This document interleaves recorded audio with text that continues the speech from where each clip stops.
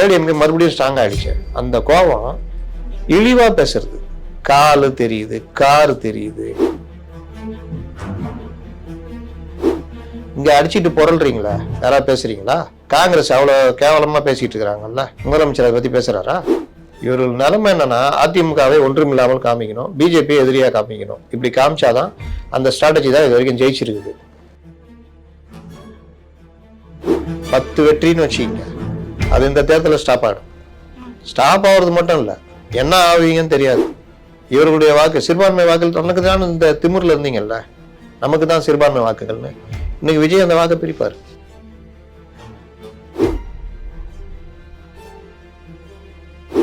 CPM சிபிஐலாம் double digit 10 சீட்டுக்கு மேலே கொடுத்தாதான் உள்ள, இல்லை வெளிப்படுவோம்.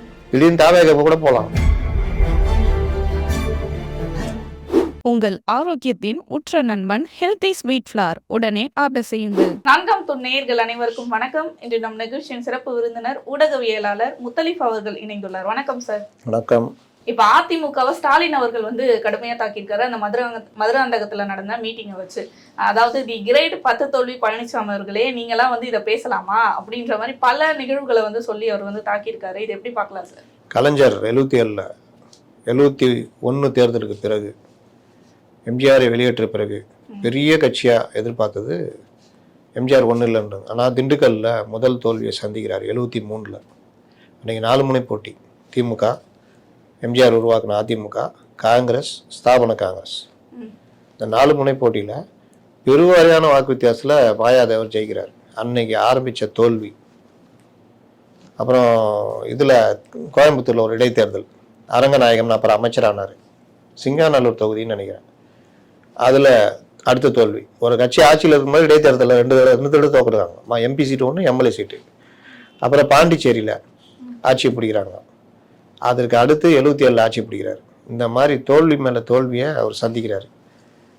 இந்திரா காங்கிரஸ் கூட வேறு வழி இல்லாமல் கூட்டு வச்சு 80 மட்டும் எம்பி சீட்டு ஜெயிக்கிறார். 2 பேர் சேர்ந்து இந்த பர்சன்டேஜில் ஜெயிக்கிறாங்க. அதை வச்சுக்கிட்டு நம்ம ஜெயிப்போம் நினச்சி ஆட்சியை கழிச்சு விட்றாங்க, எம்ஜிஆர் ஆட்சியை. ஆனால் எம்ஜிஆரை மீண்டும் ஜெயிக்கிறார். எம்ஜிஆர் உயிரோடு இருக்கும் வரை கலைஞருக்கு தோல்வி தோல்வி தோல்வி தான். அப்போ இது என்ன சொல்லலாம்? அப்போ இதுவும் அதுவும் ஒன்று தான் சொல்றீங்களா? அரசியலில் எல்லாம் நடக்குங்க. நீங்கள் வேணா இருக்கிற கூட்டணி ஆட்களை வச்சுக்கிட்டு பாஜகவை எதிரியாக காமிச்சிக்கிட்டு ஜெயிச்சுக்கிட்டு வரலாம். ஆனா ஒரு பணத்தையும் அதிகாரத்தையும் காட்டி மிரட்டி அடிப்பணிய வைக்கிறதுக்கு நாங்க என்ன எடப்பாடி அவர்கள் நினைச்சீங்களா அப்படின்ற கருத்தையும் முன்வைக்கிறாரு. அப்ப எடப்பாடி அவர்கள் பணத்துக்கும், எடப்பாடி பழனிசாமி பணத்துக்கும் இதுக்கும் அடிமையானாருன்னா 21 தேர்தலில் 90 தொகுதிகள் பாஜக கேட்டுச்சு.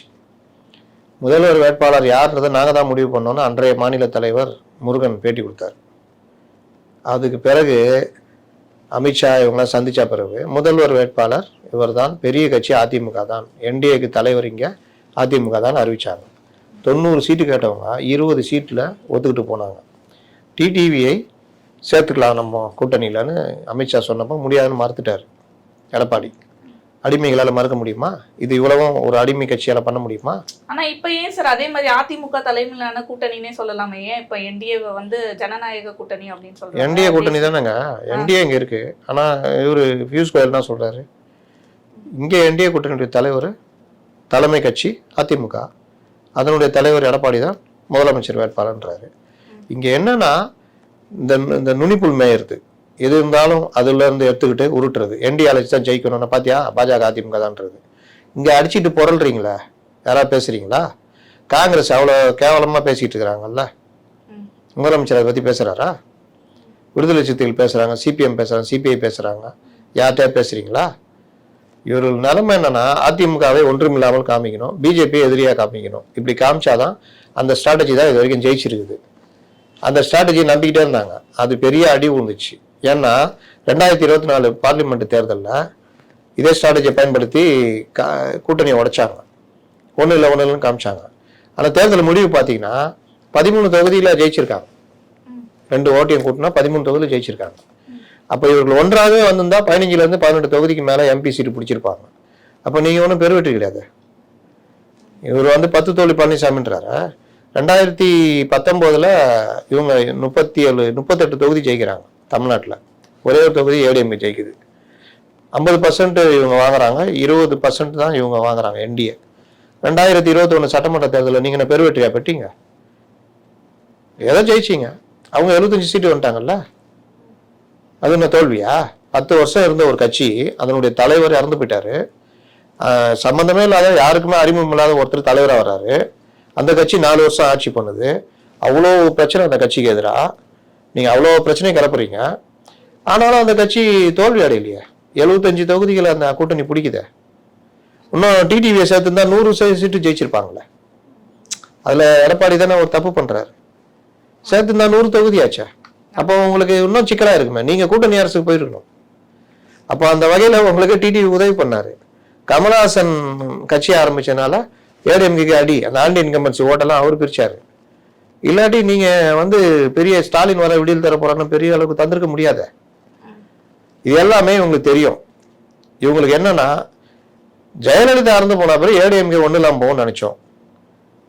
இந்த ஓபிஎஸை கையில் எடுத்துக்கிட்டோம், இதெல்லாம் வச்சு பண்ணோம். ஆனால் அந்த எடப்பாடி வந்து ஸ்ட்ராங்காக நின்றுட்டு ஏடிஎம்கே மறுபடியும் ஸ்ட்ராங் ஆயிடுச்சு. அந்த கோபம் இழிவா பேசுறது, காலு தெரியுது, காரு தெரியுது, டேபிள் கீழே போனார். நீங்க பாருங்க, இந்த 5 வருஷத்துல இதுதான் பேசியிருப்பாங்க. அதிமுக தோல்வி, அதிமுக ஆட்சியில் எப்படி நடந்தது, எதை பத்தியும் பேச தெரியாது. ஆனா எடப்பாடி அவர்கள் பொதுச் செயலாளரா இருக்கிறது எங்களுக்கு நல்லதுன்ற மாதிரில உதயநிதி அவர்கள் சொல்றாரு. நீங்க பொதுச் செயலாளரா இருந்தா நாங்களாம் ஆட்டோமேட்டிக்கா ஜெயிச்சிருவோம். அது இந்த தடவை அது முடிவுக்கு வந்துடும். ஆஸ்திரேலியா ஒன்டேல டெஸ்ட் மேட்ச் நினைக்கிறேன், தொடர்ச்சியா ஜெயிச்சிட்டே வந்தாங்க. இந்திய மண்ணில் வந்தோன்னா அதுக்கு முட்டுக்கட்டை போட்டு காலி பண்ணி விட்டாங்க. தொடர் வெற்றியை ஸ்டாப் பண்ணி விட்டாங்க. அந்த மாதிரி 10 வெற்றின்னு வச்சுக்கிங்க, அது இந்த தேர்தலில் ஸ்டாப் ஆகிடும். ஸ்டாப் ஆகுறது மட்டும் இல்லை, என்ன ஆவீங்கன்னு தெரியாது. ஏன்னா விஜய் வந்திருக்காரு. விஜய் பிரிக்கிற வாக்குகள் உங்க வாக்குகள், இவர்களுடைய வாக்கு சிறுபான்மை வாக்குகள். நமக்கு தான் இந்த திமுறில் இருந்தீங்கல்ல, நமக்கு தான் சிறுபான்மை வாக்குகள்னு. இன்னைக்கு விஜய் அந்த வாக்கை பிரிப்பார். பட்டியலின இளைஞர்கள் வாக்கு எங்களுக்கு தான் நினைச்சிருந்தீங்களா, அதுல பாதி பிரிப்பார் விஜய். விஜய் ரசிகர்கள் போன எலெக்ஷன்ல யாருக்கு ஓட்டு போட்டாங்க? உங்களுக்கு தானே போட்டாங்க. இன்னைக்கு அவன் மொத்தமா அங்க போறான். அப்படி வச்சா உங்களுக்கு 18-20% ஓட்டை விஜய் பிரிக்க போறாரு. விஜய் வாங்குற 20-25ல 80% ஓட்டு டிஎம்கே கோர் ஓட்டு. நீங்க என்ன விஜய் நீங்க டக்கர் அடிச்சாலும், விஜய் என்னதான் வேட்பாளர் போட்டு என்னதான் இது பண்ணாலும், உங்கள பெரும்பாலான ஓட்டு விஜய்க்கு விடும். 30,000-40,000 ஓட்டு வாங்குறாருன்னா காலி பண்ணுவாங்க. இன்னும் வீக் ஆகும். இது இல்லாம இப்ப பிஜேபி ஏடிஎம்கே கூட்டணி பாத்தீங்கன்னா எல்லா வகையிலும் அவர்கள் இப்படி இருக்காங்க. கூட்டணி பேச்சுவார்த்தை கூட பாஜகவினர் தான் நடத்துகிறார்கள். எடப்பாடி ஒன்றுமில்லைன்னு கிடையாது. கூட்டணி பேச்சுவார்த்தை நடத்துங்க, நாங்க நடத்துறோங்க, பேசுங்க, தகவல் சொல்லுங்க, அப்படிதான் நடக்குது. விஜய்கிட்ட நடந்த பேச்சுவார்த்தை அப்படிதான். விஜய்கிட்ட இதெல்லாம் பேசுறோம், அப்பப்போ தகவல் இருக்கு. இப்படிதான் போச்சு. இங்க நாங்கள் கொள்கை என்று வந்து விட்டால் இப்படி இருக்கோன்றது. ஆனா என்னன்னா சொல்ற திருமாவளவன் பேட்டா பாமக வந்தா வெளிப்படுன்ற சொல்றாரா இல்லையா? அது எந்த வழியில வந்தாலும் நாங்க ஏத்துக்க மாட்டோம். அன்னைக்கு எடுத்த முடிவுதான்றாரு.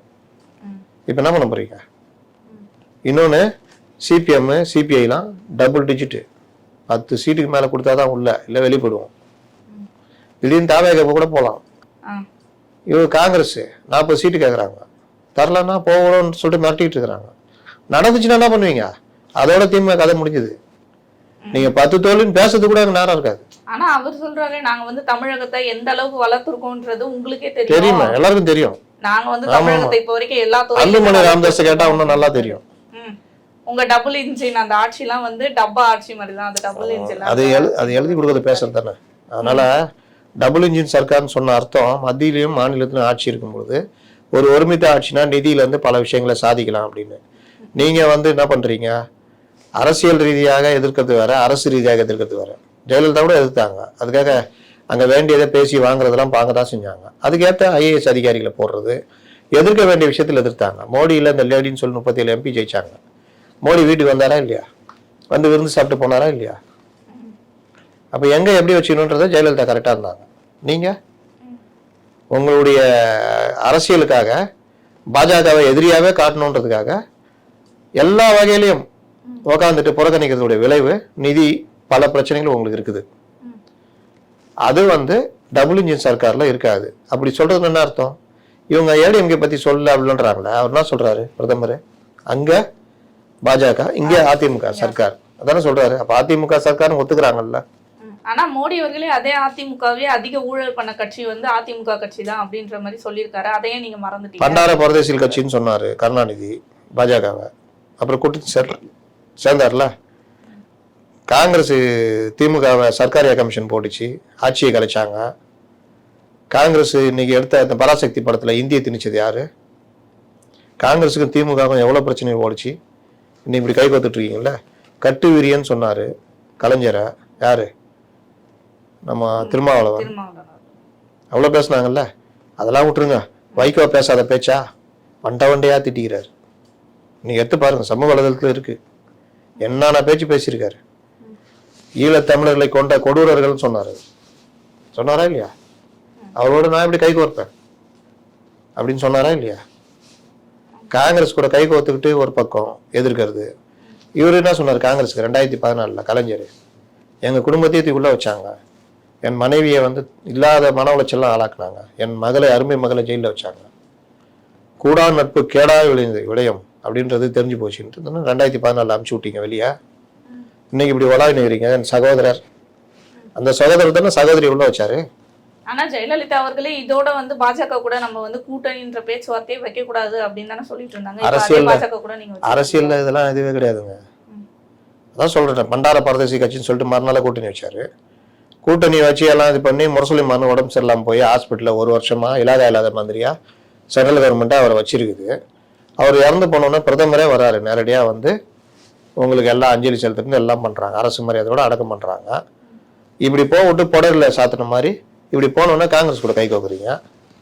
உங்களை அதே காங்கிரஸ் தான் அந்த இது ராஜீவ்காந்தி படுகொலையில் அந்த ஜெயின் கமிஷன் அறிக்கையை வச்சு வெளியே அமிச்சாங்க. அரசியல் இதெல்லாம் சாதாரணம் தானே. ஆனா மோடி அவர்கள் வந்து பேசின மதுராந்தகத்துல பேசின எதுவுமே வந்து தமிழ்நாட்டுல நடக்கவே இல்லை. எல்லாம் வந்து மகாராஷ்டிரால நடக்கிறதெல்லாம் வந்து நீங்க மதுராந்தகத்துல பேசுறீங்க.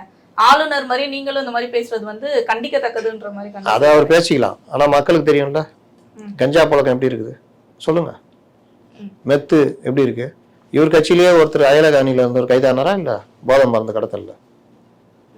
இன்னைக்கு மெத்து இல்லாத பார் ஏதாவது இருக்கா? மெத்து வந்து பரவலா பரவி இருக்குன்ற குற்றச்சாட்டுல எல்லா எதிர்கட்சியில வைக்கிறத மறுக்க முடியுமா? கஞ்சா புழக்கம் இருக்கிறது சமூக வலைதளங்கள்ல அந்த கஞ்சா அடிச்சுட்டு இப்ப கூட ஒரு டெலிவரி பாயை வெட்டினாங்கல்ல பஸ்ல. இந்த மாதிரி இளம் சிறுவர்கள் இளைஞர்கள் கஞ்சா போதையில பண்ணதை நீங்க முன்னாடி பார்த்துருக்கீங்களா? மது போதையில எங்கேயாவது நடக்கும், 1-2 நடக்கும். எல்லா ஆட்சியிலையும் மது இருக்குது. கஞ்சா இந்த மாதிரி விஷயங்கள் பரவலா இருக்கிறது இந்த 5 வருஷம் தான் பார்க்குறோம். மற்ற ஆட்சியில வந்து இந்த மாதிரி 500 கடைகளை கூட அவங்க மூடினாங்க. நீங்க வந்து எத்தனை கடையில மூடினீங்க? டாஸ்மார்க் ஒன்னே பிரதானமே. இளைஞர்கள் மது அருந்தது போதை பழக்கத்துக்கு ஆளானது 2 மடங்கு ஆயிடுச்சுன்னு அன்புமணி குற்றச்சாட்டு வைக்கிறாரு. அதை மறுக்க முடியுமா? ஆனா ஸ்டாலின் அவர்கள் சொல்றாரு 11 கோடிக்கு மேல போதைப் பொருள்கள் வந்து நாங்க கடத்தல்ல ஈடுபட்டிருக்காங்க. அதை நாங்க கைப்படுத்த இடம் பாத்தீங்கன்னா குஜராத் அந்த மாதிரி வட மாநில இடங்கள்ல தான். அப்ப எங்க நடக்குது அந்த போதைப் பொருள் கலாச்சாரம்? போதைப் பொருள் வருதுங்க. கராச்சியில இருந்து ஆப்கானிஸ்தான்ல இருந்து சைடு 2 சைடுமே வருது உள்ள. ஆனா போதைப் பொருள் வரும்போது தடுத்து பிடிக்கிற வேலை நடக்குது. சூரத், குஜராத்துடைய சூரத் துறைமுகம், கராச்சி, இது மும்பை, இதுல இதெல்லாம் வருது, இங்கேயும் வருது. நான் கேட்கறது அந்த புழக்கம் பொதுமக்கள் மத்தியில இந்த கூல்லிப்பு, கஞ்சா சாக்லேட்டு, கஞ்சா இந்த மாதிரி புழக்கங்கள், மெத்து இந்த மாதிரி புழக்கங்கள் மற்ற மாநிலங்கள்ல இந்த அளவுக்கு இருக்கா அப்படின்றதான் கேள்வி. போதைப் பொருள்ன்றது உள்ள வரும், அது ஒரு பெரிய மாஃபியா. அதை தடுக்கிறதுக்கு தான் போதைப் பொருள் தடுப்பு இது எல்லாமே இருக்கு. கடல் வழியாக தான் நம்மளுக்கு அதிகமாக வருது, பெரிய துறைமுகங்கள் வழியாக தான் உள்ள வருது. அது தடுத்துக்கிட்டு தான் இருக்காங்க. புழக்கம் சொல்றான் வந்து அது உள்ள தமிழகத்துக்குள்ள இந்த மாதிரி புழங்கிறது. கஞ்சா இன்னைக்கு ரொம்ப சாதாரணமாகி போச்சா இல்லையா? இளைஞர்கள் மத்தியில சிறுவர்கள் மத்தியில கஞ்சா அடிக்கிறது சாதாரணமாகி போச்சா இல்லையா? அதுதான் கேள்வி. அது மற்ற ஆட்சியில இருந்ததா? இளைய சமுதாயத்தினர் மீண்டும் மீண்டும் இந்த பழக்கத்துக்குள்ள போறாங்கல்ல. எதுக்கு இவரு வைகோ போனாரு பேரணி? முதல்ல அவர் எப்படி ஆரம்பிச்சார் தெரியுமா? பள்ளி சிறுவர்கள், பள்ளிகள் மத்தியில பக்கத்திலே கஞ்சா இதெல்லாம் விற்கிறாங்க, சிறுவர்கள் பள்ளி சிறுவர்கள் இது ஆளாயிருக்காங்கன்னா அவர் பொதுக்குள்ள பேசினார். இதற்காக நான் நடைப்பயணம் போக போறேன்னாரு. அப்புறம் அந்த நடைப்பயணத்தை முதல்வரை திறந்து வச்சோன்னா அதுக்கு வேற ஒரு பேர் வச்சு வேற ஒரு மாதிரி மாற்றி திருப்பிட்டார். டாஸ்மார்க்கை ஒழிக்கணும், போதை இல்லா தமிழகம்னு சொல்லிட்டு இவர் வீசிக்க ஆரம்பிச்சார். அதை திமுகவே நெருக்கடி கொடுத்து இது பண்ணோன்னா அதை வந்து இந்தியா லெவலில் அப்படின்னு கொண்டு போயிட்டார். இதுதான் விஷயம், எல்லாருக்குமே தெரியும் இது எவ்வளவு சீரழிவை உண்டு பண்ணுது அப்படின்றது. ஆனா திமுக வந்து இந்த தடவை அதிமுகவை இந்த அளவுக்கு கடுமையா விமர்சனம் செஞ்சிருக்கு. அதாவது பல விஷயங்கள்ல அந்த மழை வருது அப்படின்றதுல வரைக்கும் எல்லாத்துலயுமே வந்து கடுமையா விமர்சனம் செஞ்சிருக்கு. இதை நம்ம பயமா பார்க்கலாமா இல்ல பலவீனமா பார்க்கலாமா சார் திமுக? இது ஒரு தேர்தல் ஸ்ட்ராட்டஜி. தேர்தல் நேரத்துல அவர்கள் தரப்புல ஏறி அடிச்சாதான் கொஞ்சமாவது ஜனங்க நம்புவாங்கன்றதுக்காக பண்றாங்க. இது இன்னும் போக போக ஜாஸ்தியாகும், தான் நடக்கும். தொடர்ந்து இதே மாதிரி பல நிகழ்வுகள் பற்றி பேசுவோம். நன்றி.